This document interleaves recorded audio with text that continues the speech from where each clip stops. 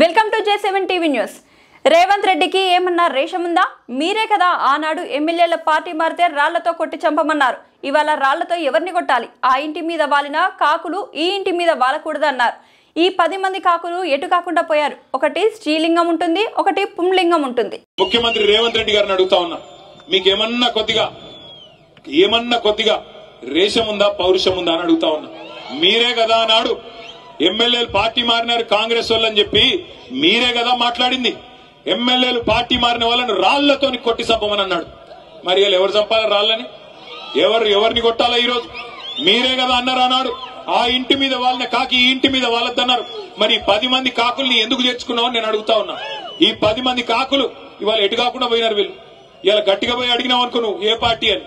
ఇప్పుడు 2 లింగాలు ఉంటాయి నాకు తెలిసి అయితే, ఒకటి భూలింగం, రెండోది స్త్రీలింగం, అంతేనా? ఇప్పుడు మరి ఏ లింగాలు వీళ్ళు? ఎవరు వీళ్ళు? ఎటుగాని పరిస్థితిలో ఇరుక్కొని పోయినారు. ఏ పార్టీ చెప్పలేరు, ఎమ్మెల్యేలో కాదో చెప్పలేరు.